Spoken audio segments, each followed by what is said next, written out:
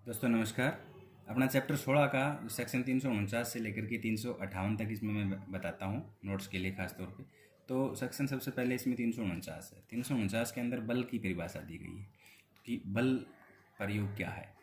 कोई व्यक्ति किसी अन्य व्यक्ति पर बल प्रयोग करता है, ऐसा तब कहा जाएगा जब वह किसी अन्य व्यक्ति में गति, गति परिवर्तन या गतिहीनता कर देता है। इसके अंदर तीन चीज़ आई है। या वह किसी पदार्थ में ऐसा करता है, मतलब ऐसा करता है मतलब यही तीनों काम किसी पदार्थ में करता है कि उस पदार्थ का स्पर्श उस व्यक्ति के शरीर के किसी भाग से दूसरे व्यक्ति के जिसके ऊपर बल प्रयोग हो रहा है, या किसी ऐसी चीज़ से जिसे वह अन्य व्यक्ति पहने हुए है या लेके जा रहा है, या किसी ऐसी चीज़ से जो इस प्रकार स्थित है कि उसके संस्पर्श उस व्यक्ति को कुछ फीलिंग आए। मतलब ऐसे क्या है, दूसरे वाले व्यक्ति को कुछ आभास हो कि कुछ ऐसा हुआ है। लेकिन ये तब हुआ माना जाएगा जब बल प्रयोग करने वाला व्यक्ति, ये तीन पॉइंट बताए हैं कि अपने निजी शारीरिक शक्ति के द्वारा ये वाले काम करे जो ऊपर बताए गए हैं, और किसी पदार्थ को इस प्रकार से उसके स्वयं के या किसी अन्य व्यक्ति द्वारा कोई अन्य कार्य ना किए जाने के बिना ही गति, गति परिवर्तन या गतिहीनता पैदा हो जाए। जैसे इसमें एग्जाम्पल स्वरूप लें कि किसी के दरवाजे को आधा खुला छोड़ के उसके ऊपर बाल्टी रख देते हैं, इस प्रकार कि जैसे ही वो व्यक्ति वहाँ से निकले, दरवाज़ा खोले तो वो बाल्टी उसके ऊपर अपने आप गिर जाए। इसमें क्या है कि ना तो उस व्यक्ति ने कुछ कार्रवाई की और ना जिसके ऊपर बल प्रयोग हुआ, क्योंकि उसने तो खाली दरवाज़ा खोला, और उसने भी कार्रवाई नहीं करी, उसने पहले से एडजस्ट करके छोड़ रखा था, तो वो क्या है, व्यवस्थित करने के द्वारा कर दे। तीसरा है किसी जीव जंतु को गतिमान होने, गति परिवर्तन करने या गतिहीनता होने के उत्प्रेरणा द्वारा। अगर इन तीनों साधनों के द्वारा कोई व्यक्ति अगर बल का प्रयोग करता है, ये तीनों वाले काम करता है जो ऊपर बताए गए हैं, तो कहा जाएगा कि उसने बल प्रयोग किया है। अब इसमें जैसे तीन चीज़ आई हमने निकाली थी कि गति, गति परिवर्तन और गतिहीनता। तो गति कैसे पैदा कर सकता है कोई व्यक्ति, जैसे कि नॉर्मल वे में चल रहा है, आराम से चलता आ रहा है, उसको सामने से क्या करा, उसने रोक दिया, तो क्या हो गया, उसमें गतिहीनता कर दी उसने। या कोई व्यक्ति आराम से खड़ा है, उसको धक्का दे दिया, तो क्या है, उसके अंदर गति आ गई, वो खड़ा था। और गति परिवर्तन, जैसे वो चलता चलता आ रहा है, उसके बीच में टांग लगा दी, तो उससे क्या है, वो व्यक्ति क्या है, किसी साइड में गिर गया, इधर गिर गया, उधर गिर गया, तो क्या है, उसके अंदर उसकी दिशा में परिवर्तन आ गया, तो ये हो गया गति परिवर्तन। तो ये कहा जाएगा कि इसने। अब अगली सेक्शन है सेक्शन 350। 350 में क्या है कि आपराधिक बल की परिभाषा दी गई है। आपराधिक बल क्या है, जो कोई किसी व्यक्ति पर उस व्यक्ति की सहमति के बिना, नंबर एक चीज पॉइंट तो ये आ गया कि उस व्यक्ति की सहमति के बिना बल का प्रयोग किसी अपराध को करने के लिए, या उस व्यक्ति को जिस पर बल प्रयोग किया जाता है क्षति, भय या फिर क्षोभ कारित करेगा, ज्ञान और नियत के साथ करेगा, तो आपराधिक बल कहा जाएगा।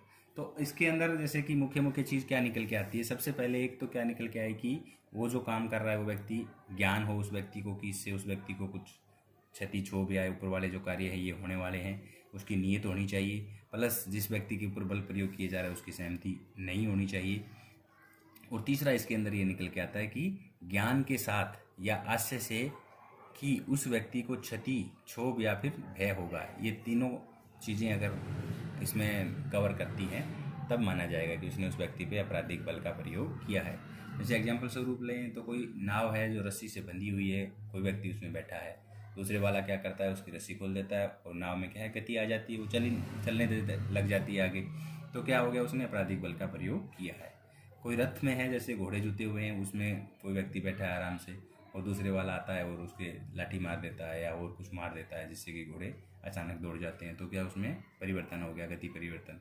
तो इससे, या फिर कुत्ते को जैसे कि उकसाए किसी व्यक्ति पे कि वो उसे काटे, तो वो भी आपराधिक बल का प्रयोग माना जाएगा। तो ये है सेक्शन 350 आपराधिक बल।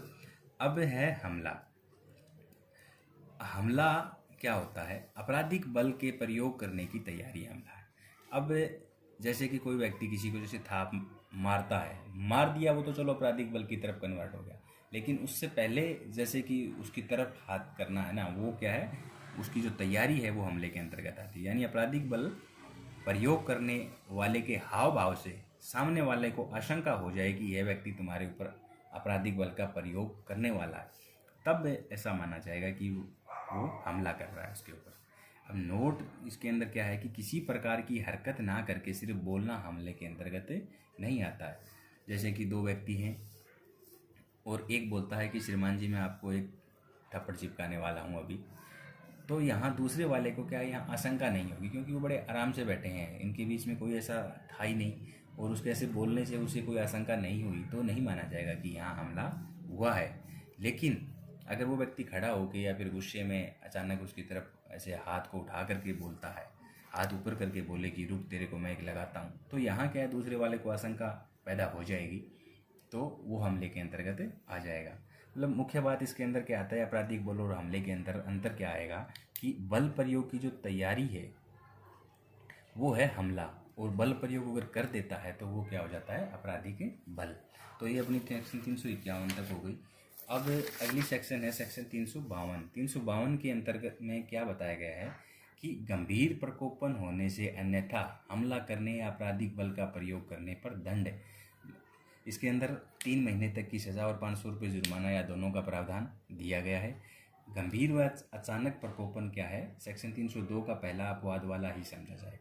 अब गंभीर और अचानक प्रकोपन जो जहाँ कहीं भी आईपीसी में जैसे आता है, तो जो हमने सेक्शन 302 में पढ़ा था उसका पहला एक्सेप्शन कि गंभीर प्रकोपन कैसे हुआ माना जाएगा। जैसे कोई व्यक्ति एक तो अपने आप ही चल के गंभीर प्रकोपन ले रहा है तो वो नहीं माना जाता, या फिर सेल्फ डिफेंस के अंदर किसी के प्रयोग करने पे उसको गुस्सा आया तो वो नहीं माना जाता, या फिर लोक सेवक अपनी विधिपूर्ण कार्य कर रहा है उससे आया हुआ गंभीर प्रकोपन नहीं माना जाता। तो ये हर जगह अप्लाई होगा। तो इससे अलग मतलब बिना गंभीर प्रकोपन के कोई अगर आपराधिक बल और हमले का प्रयोग करेगा तो सेक्शन 352 में 3 महीने की सज़ा के लिए दंडित होगा। अब है सेक्शन 353। 353 क्या कहती है कि लोक सेवक को अपने कर्तव्य से निर्वहन से भयप्रोत करने के लिए हमला या आपराधिक बल का प्रयोग। कि लोक सेवक क्या है कि अपना कर्तव्य पालन ना कर पाए, उसे डर में डालने के लिए उसके ऊपर कोई व्यक्ति अगर हमला या आपराधिक बल का प्रयोग करता है तो सेक्शन 353 अप टू 2 साल की सज़ा है और जुर्माना या दोनों से दंडित किया जाएगा। ऐसी सेक्शन हमने पहले भी पढ़ी है, सेक्शन 332 और सेक्शन 333, जिसमें लोक सेवक को क्या है, चोट और सख्त चोट मारते हैं इसी काम के लिए, तो वो सेक्शन अप्लाई हो जाएंगे।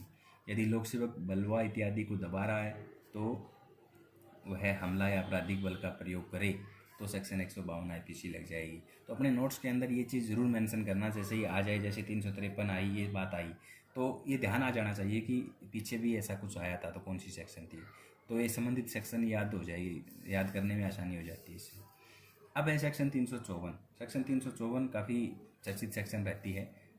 तो 54 क्या कहती है कि जो कोई व्यक्ति किसी स्त्री की लज्जा भंग करने के आशय से आपराधिक बल या हमला करता है उसके ऊपर, तो इसके अंदर 1 साल से 5 साल तक की सज़ा का प्रावधान है। और अब लज्जा भंग क्या चीज़ है, तो इसको समझने के लिए मुख्य रूप से क्या है, 2-3 चीज़ें सामने आती है। जिससे पहले एक एग्जांपल लेते हैं। इसमें क्या है कि मेजर सिंह था और इसका केस आता state versus state of Punjab का। इसमें क्या है कि मेजर सिंह नाम का कोई व्यक्ति है, वो अपने कमरे में अपने कपड़े उतार कर लाइट ऑफ कर देता है और एक 7.5 साल महीने की बच्ची है उसके साथ क्या करता है कि गलत हरकत करता है, मतलब उसकी योनि वगैरह पे उंगली फेरता है या जो भी कुछ, मतलब गलत हरकत उसके साथ कर रहा है। अब ये काम उसने किया और ये चीज़ क्या है, प्रूफ भी हो गई कि हाँ इसने ऐसा किया है। अब ये प्रूफ होने के बाद अब मेजर सिंह ने अपनी तरफ से क्या दिया कि बचाव के लिए उसने कहा कि बच्ची के अंदर सेक्स प्रवृत्ति नहीं आई थी, इस कारण उसकी लज्जा भंग होने का सवाल कैसे हो जाएगी। ये उसने अपनी तरफ से तर्क दिए न्यायालय के सामने कि अगर बच्ची थी 7.5 महीने की तो उसके अंदर सेक्स प्रवृत्ति का तो सवाल ही पैदा नहीं होता और लज्जा भंग में सेक्स प्रवृत्ति ज़रूरी होती है।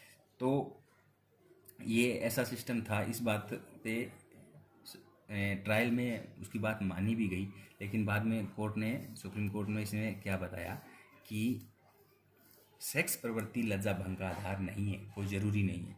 आधार है कहा था न्यायालय ने, लेकिन अकेली सेक्स प्रवृत्ति ही लज्जा भंग के लिए ज़रूरी नहीं है।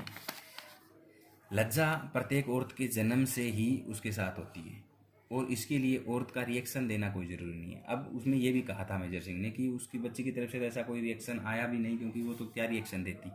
तो उसमें रिएक्शन के बारे में भी न्यायालय ने उसका कटाक्ष जवाब दिया कि क्योंकि कई बार औरत जैसे कि सो रही है और कोई व्यक्ति उसके ऊपर ऐसी हरकत कर देता है तो क्या उसकी लज्जा भंग नहीं होगी? उसमें भी लज्जा भंग होगी। तो इसमें कोई उम्र का क्राइटेरिया नहीं है और रिएक्शन भी ज़रूरी नहीं है। हालांकि अगर नॉर्मल वे में जैसे कि औरत अपनी सही स्थिति में उस समय रिएक्शन की वैल्यू रहती है, लेकिन कई बार क्या इस केस में भी क्या है, रिएक्शन का कोई वैल्यू नहीं है, तो 354 इसमें अप्लाई होती है। तो ये है सेक्शन 354। अब लेते हैं सेक्शन 354A। सेक्शन 354A क्या कहती है? लैंगिक उत्पीड़न की बारे में इसमें बताया गया है। तो लैंगिक उत्पीड़न क्या है?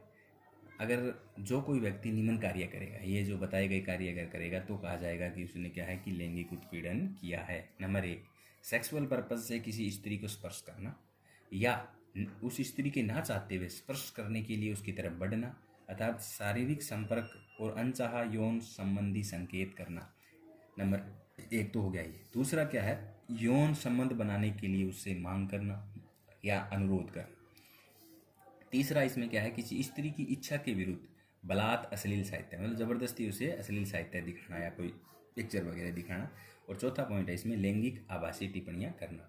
अगर ये चारों काम अगर कोई व्यक्ति करेगा तो कहा जाएगा कि उसने उसका लैंगिक उत्पीड़न किया है। और इसमें सज़ा का प्रावधान जो शुरू के तीनों पॉइंट है, 1, 2, 3 वाले काम अगर कोई व्यक्ति करेगा तो 3 साल तक की सज़ा और जुर्माने का प्रावधान है, या दोनों भी हो सकते हैं। और अगर चौथे वाला काम कोई वैसे आभासी टिप्पणियाँ काउंटबाजी करता है तो उसमें 1 साल तक की सज़ा का प्रावधान है। अब अगली सेक्शन 354B। 354B क्या कहती है? किसी स्त्री को निर्वस्त्र करना। जो कोई पुरुष किसी स्त्री को सार्वजनिक स्थान में निर्वस्त्र होने के लिए बाध्य करने के लिए हमला या आपराधिक बल का प्रयोग करेगा या इसका दुष्प्रेरण करेगा तो वह, इसके अंदर मिनिमम सज़ा का प्रावधान किया गया है कि मिनिमम 3 साल तो होगी, तो 3 साल 7 साल तक हो सकती है और जुर्माने से भी दंडित किया जाएगा। अब है अगली सेक्शन 354C। सी क्या कहती है? गुप्त कैमरे से फोटो लेना या फिर छुप कर देखना। जो कोई पुरुष किसी स्त्री को जब वह अपने निजी कार्य में लगी हुई है उसे एकटक होकर देखेगा, फोटो खींचेगा अथवा उस चित्र को प्रसारित करेगा, तो अगर प्रथम बार उसने किया है, दोष सिद्ध होने पर इसमें मिनिमम 1 साल की सज़ा है और 3 साल तक हो सकती है। और यही काम अगर दोबारा करता हुआ करेगा तो दूसरी बार में इसकी सज़ा मिनिमम 3 साल है और 7 साल तक हो सकती है। इसमें नोट ये बताया है एक बात की, जहाँ पीड़िता अपने चित्र खींचने की सहमति देती है, लेकिन इस शर्त पे सहमति देती है कि उन्हें दूसरों को दिखाने की अनुमति नहीं देती है वो, लेकिन फिर वो उस चित्रों को अगर कोई प्रसारित कर देता है तो वो भी इस धारा के अंतर्गत अपराध करता है। सेक्शन 354D क्या कहती है? पीछा करना। तो पीछा करना क्या हुआ? ऐसा कोई पुरुष जो किसी स्त्री का उसके व्यक्तिगत संपर्क बढ़ाने के लिए, अपने सीधी भाषा में कहे तो उससे सेटिंग करने के लिए, उस स्त्री द्वारा स्पष्ट तौर पर मना करने के बावजूद बारंबार पीछा करना या संपर्क करने का प्रयत्न करना। पहला तो ये होगा ये। दूसरा क्या है? स्त्री द्वारा इस्तेमाल की जाने वाली, चाहे उसकी फेसबुक है, व्हाट्सएप है, ईमेल है, इंस्टाग्राम है, जो भी है, जो कि ऑनलाइन, ये 2 तरीके बताए गए। एक तो ये ऑफलाइन तरीका हो गया, दूसरे वाला ऑनलाइन। उसका अगर पीछा करता है तो वो अगर पहली बार ऐसा कर रहा है तो 3 साल की सज़ा है, जुर्माना है, दोनों हो सकते हैं। अगर दूसरी बार भी ऐसा जारी रखता है तो उसमें 5 साल तक की सज़ा का प्रावधान दिया गया है। अब ये कुछ परिस्थितियां बताई गई। इस परिस्थितियों में क्या है? पीछा करना भी अपराध नहीं आता है। जैसे पहला क्या बताया कि यदि पीछा अपराध को रोकने या उसका पता लगाने के लिए किया गया है, वह ऐसा करने के लिए राज्य ने उसे अधिकृत कर रहा है। जैसे कि कोई लेडीज़ आतंकवादी है, उसका पता करने के लिए उसकी अगर स्थिति उसको अगर मॉनिटर किया जा रहा है तो वो अपराध में नहीं आएगा। दूसरा है इसमें, यदि पीछा किसी विधि के अधीन किया जा रहा है, मतलब कानून ने उसे अधिकृत कर रखा है, तो वो भी पीछा करने में नहीं आता है। तीसरा इसमें ये बताया गया है कि उस समय की हालात और परिस्थितियों में ऐसा करना तर्कसंगत और न्योचित हो जाए तो भी पीछा करना गलत नहीं है। जैसे कि कोई स्त्री, लड़की नाबालिग है और उसकी जो ऑनलाइन एक्टिविटी है उसको अगर उसके घर वाले ही मॉनिटर कर रहे हैं कि वो कोई गलत दिशा में ना चली जाए तो वो भी अपराध में नहीं आता है। अगली सेक्शन 355 कहती है किसी व्यक्ति का अनादर करने के आशय से उस पर हमला या आपराधिक बल का प्रयोग करता है बिना गंभीर व अचानक प्रकोपन के किसी व्यक्ति का अनादर करने के आशय से ऐसा करेगा तो उसमें 2 साल तक की सज़ा का प्रावधान है और दोनों से भी दंडित किया जा सकता है, जैसे मानहानि वाली सेक्शन है खासतौर पे। अगली सेक्शन 355 स्नैचिंग की है। किसी व्यक्ति द्वारा ले जाने वाली संपत्ति कि चोरी की कोशिश में हमला या आपराधिक बल का प्रयोग। इसके अंदर मुख्य रूप से झपट्टा मार के कोई चीज़ छीनी जाती है। अगर चीज़ छीन के ले गया तो उसके साथ चोरी वाली सेक्शन भी ऐड हो जाएगी। साथ के अंदर अगर कुछ भय वगैरह दिखा दिया तो लूट की ऐड हो जाएगी और ये भी हो जाती है। ए नामक व्यक्ति एक महिला का पर्स छीनने की कोशिश करता है, धारा 356 IPC, और पर्स झपट्टा मार के छीन ले जाता है तो सेक्शन 379 भी लग जाएगी। अब है सेक्शन 357। 357 क्या कहती है? किसी व्यक्ति को सदोष परिरोध करने के प्रयत्नों में आपराधिक बल का प्रयोग या हमला। अगर कोई व्यक्ति उसमें 1 साल की सज़ा और फाइन और बहुत है। अगर प्रयत्न हुआ है तो खाली 357 लगेगी, और अगर ले जाता है तो सेक्शन 365 IPC अपहरण वाली भी लग जाती है। अगली सेक्शन 358 क्या कहती है? गंभीर प्रकोपन मिलने पर हमला या आपराधिक बल का प्रयोग। कोई व्यक्ति अगर गंभीर प्रकोपन मिलने पर ऐसा करता है, 1 महीने तक की सज़ा का प्रावधान है, 200 रुपये जुर्माना या दोनों से दंडित किया जा सकता है। इससे संबंधित सेक्शन हमने पहले पढ़ी है। यदि ऐसा कोई गंभीर प्रकोपन पे चोट और सचोट मारता है तो सेक्शन 334 और 335 लगती है। तो ये अपना चैप्टर 349 से लेकर 358 तक संपन्न होता है।